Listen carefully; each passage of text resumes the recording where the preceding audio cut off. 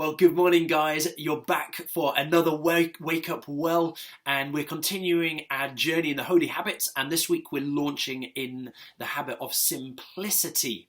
I'm going to read today from Matthew 16, verse 21 to 27. It says this: "From that time on, Jesus began to explain to his disciples that he must go to Jerusalem and suffer many things at the hands of the elders, the chief priests, the teachers of the law, and that he must be killed and on the third day be raised to life. Peter took him aside and began to rebuke him. 'Never, Lord,' he said. 'This shall never happen to you.' Jesus turned and said to Peter, 'Get behind me, Satan. You are a stumbling block to me. You do not have in mind the concerns of God, but merely human concerns.' Then Jesus said to his disciples, 'Whoever wants to be my disciple must deny themselves and take up their cross and follow me. For whoever wants to save their life will lose it, but whoever loses their life for me will find it.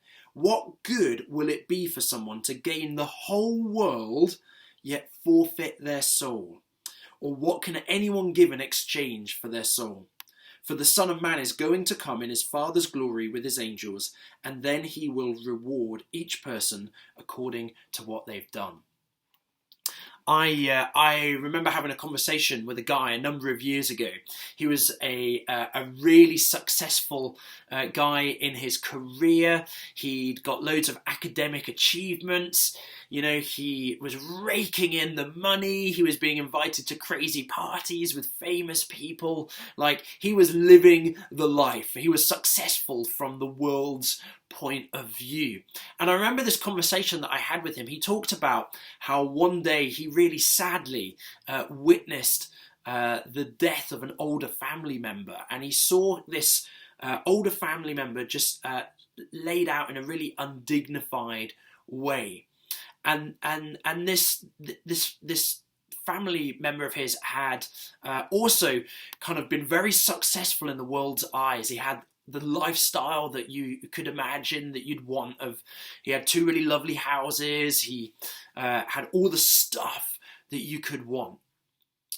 And this guy talked to me about, as he saw this older family member in that place of just being dead, he said, it suddenly dawned on me that all the achievements, all the stuff, it didn't go anywhere. It didn't have any significance in the long run.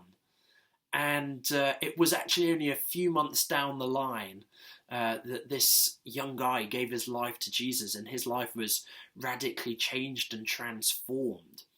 And he would talk about, as what we see here in this verse, in verse 26, what good will it be for someone to gain the whole world yet forfeit their soul? This young guy recounted to me about how he realized that he'd got all this stuff, he'd got all the achievements, but when it came to an eternal perspective, it achieved nothing. Guys, there's nothing wrong with having stuff. There's nothing wrong with achieving. There's nothing wrong with these things. But let's keep them with an eternal perspective. When we do, it will enable us to live content in any situation that we find ourselves in this side of eternity. Whether we have much or whether we have little, we can make the main thing, and Jesus can satisfy where nothing else can. Let's choose, as we step into this week considering simplicity, to live lives of simplicity, not needing to fill them unnecessarily with stuff and with achievements, but just knowing that God is everything that we need, and he is more than enough. Bless you guys.